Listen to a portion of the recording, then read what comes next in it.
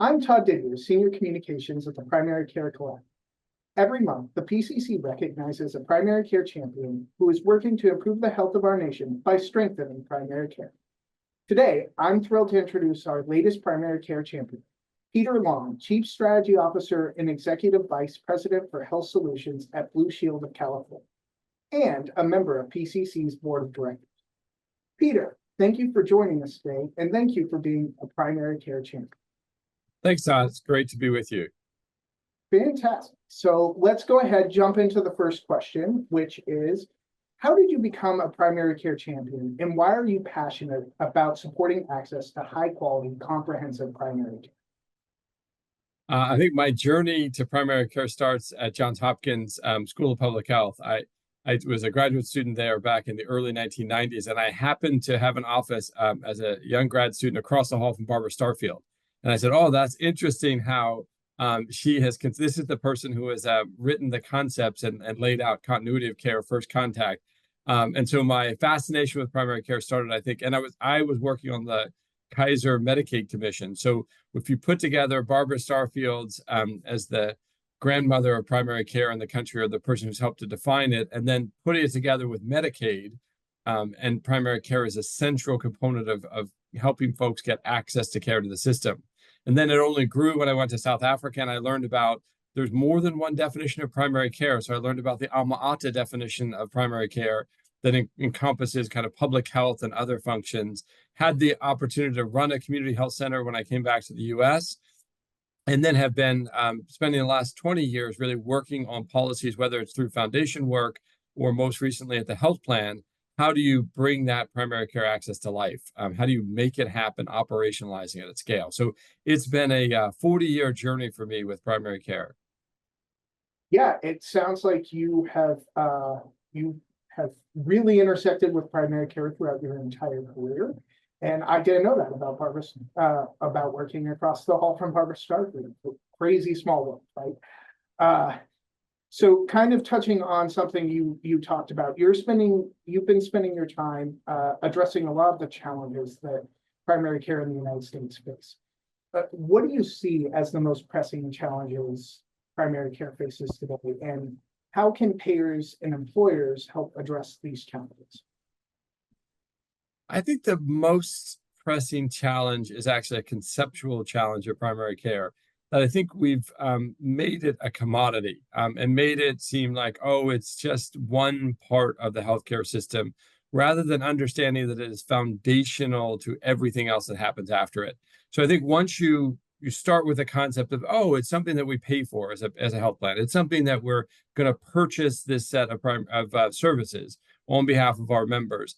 And I think once you go down that road, then it's, oh, if we buy it from here, we buy it from there, it doesn't really matter. We can buy a little bit of this and a little bit of that. So to me, it is understanding that primary care and high quality primary care. So thinking through like really what we'd expect, the highest quality of continuity, high quality, access to care, preventive services, a relationship with a primary care provider. That's the foundation for the healthcare system. And if we took that orientation, I think we'd act really differently. So we wouldn't talk about, just where can we get it? How do we, substitute primary care providers and think about it in that way? We'd actually say, we're going to establish a really strong primary care foundation first, and then we're going to build from that. So to me, it does come down to understanding the preeminence of primary care and its essential role in making sure the rest of the healthcare system works for our members and for the population. Absolutely. So kind of drilling down a little bit more specifically into Blue Shield's activity, could you tell me a little bit about what steps Blue Shield of California has taken to bolster primary care and why the payer role is so critical in those efforts? Sure. I think the payer sets the tone, right? And at our best, health plans in America are micro ecosystems. So we set up micro ecosystems to help our members access care. So at Blue Shield, we do believe in primary care as the center of the healthcare system and the center of getting access to care for our members. So we've taken a four-part approach. We call it Primary Care Reimagined. Got to have a good brand name out there. So we've named ours Primary Care Reimagined, but it has four basic components. One is simplify the measurements, because I think if you measure everything, then it's unclear what's important. So sending a really strong signal about what do we expect to have happen in that primary care visit. Fewer measures, make them more meaningful, both to the primary care provider, but also to the person on the other side. Second is we believe in a hybrid model, so a hybrid payment model. So part of it is a per member per month for things where you want efficiency and you want someone to manage the care in the most efficient way possible.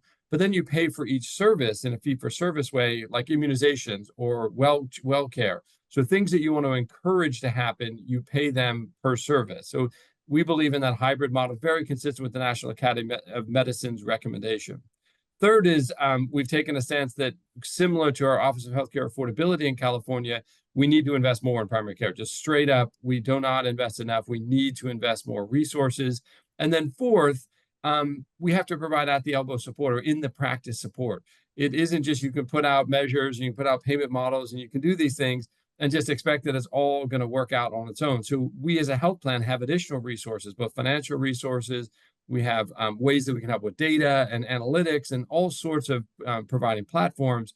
So we have a commitment to actually support practices, support providers to be successful in those hybrid payment models. So we did that ourselves, and we say, do one, see one, do one, teach one. So we saw it at the National Academy of Medicine. We did it at Blue Shield. And then our version of teaching was, our big realization is if we truly want to improve primary care in California, it has to be multiple payers. It cannot just be Blue Shield. So we're a large regional health plan, but we only represent about 5 million Californians. There are 40 million Californians. So of every practice in every region, we're only about 1 in 5 of the dollars, 1 in 5 of the members. So we went out and talked to the other national health plans. We talked to all of our fellow competitors and said, we all need to agree on these four principles that I laid out: simplified measures, uniform simplified measures, some form of hybrid payment, more investment, and at the elbow support. And we're super excited that about a year and a half ago now, the major national health plans and Blue Shield and the regional plans all agreed on those principles. We signed a memorandum of understanding. And now, super exciting, we're in the process of a multi-payer collaboration for advanced primary care in the Los Angeles area with two other health plans, Centene and Aetna. So we've taken it from Blue Shield, doing our work, what we think the right thing is to do, bringing the National Academy recommendations to life, inviting our partners to sign on to the same things, and now let's take action and do it together. We think that's the pathway to get to the primary care system that we all deserve. That's amazing and sounds like some really innovative, creative work that you're doing in California. I wanted to dig deeper into one point in your last answer, which is you mentioned one of the recommendations from the National Academies, which is that policymakers provide hybrid payments to primary care teams. And you did a great job kind of explaining the mix of upfront payments and fee for services and what that looks like. Could you explain why that mix is so critical and how it helps primary care clinicians and primary care teams deliver better care? Sure. A couple of things we've learned. One of them we learned through COVID is having a regular source of income. So these practices operate on incredibly small margins, whether they're advanced practitioners or MDs. They operate on incredibly small 1%, 2% margins. So having uneven payments like we had in COVID through a fee for service, so no one was coming in or very few people were coming in and getting primary care. So having that incredibly deep fluctuation in payments could actually it is destabilizing for them and put some practices out of business. So having a steady sense of revenue, some predictability in the model, super important for particularly small practices, but for all practices have that continuity of care, or the continuity of payment and the assurance of payment. The second thing is we truly believe that practices know best of how to deliver healthcare at the setting. So by having a per member per month payment, you say, we're going to give you X amount of dollars to take care of this population. We trust that you know the right things to do. We hear the things we want to accomplish, whether it's hemoglobin A1C, managing diabetes, or preventive services, immunizations, colorectal cancer screening. Here are the things we think need to happen. But you're the professionals. You've trained, you do this, you know your patients better. So by giving them a steady and yet flexible source of revenue, we think that's going to deliver the best care possible. The one place where, as I said, the National Academy has said overriding it is for those things we want to happen for every single patient, pay for them in that way. We do know fee-for-service drives additional adoption. So if we think childhood immunization is what we want to see happen 100% of the time, then it makes sense to pay for that and encourage folks to do it. So we think that that hybrid model really gives certainty of payment stream, flexibility to manage care in the best way possible, and then sending a market signal like, no, this is really important to us for a certain set of services. Our sets, and we've gotten very, very positive reaction. The early results are very positive reaction from providers about we like this. They're actually getting more revenue, not less revenue. And we've seen a 7 to 9% reduction in total cost of care. So our hypothesis is actually working that by providing that certainty and flexibility, you can actually get better outcomes. Sounds fantastic and something that the primary care community could use. More stability, more funding when necessary, and really support for essential services. So it sounds like a great policy. In the same vein of solutions, kind of shifting away a little bit from private industry and thinking about what policymakers can achieve. Are there any specific policies you would recommend leaders in Washington or state capitals put in place to bolster primary care? So I think it's incredibly important for policymakers to send strong signals to the marketplace. I think there are certain times where policymakers can step in and say, we want this to happen, this type of care, this level of care. So setting outcome measures and really clear outcome measures that are meaningful both for providers and for patients. Number one, right? Setting that clear, this is what success looks like, regardless of the ownership model, regardless of whether it's a clinic or it's an independent practice or it's part of a healthcare system. This is what we're looking for. This is what success looks like.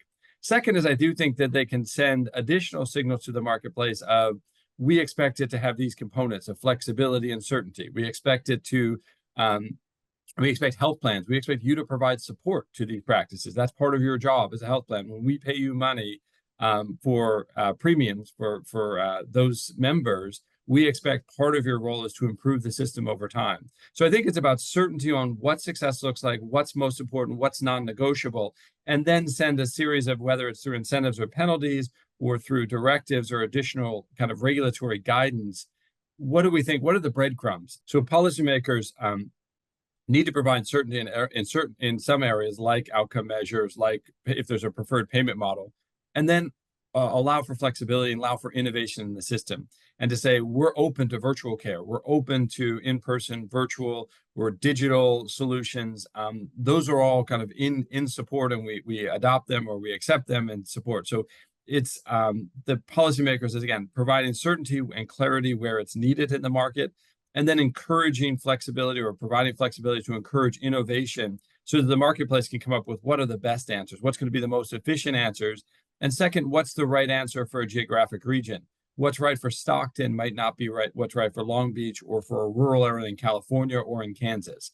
So that flexibility is not just what's the model and what are the solutions, but it's also what works for different geographies.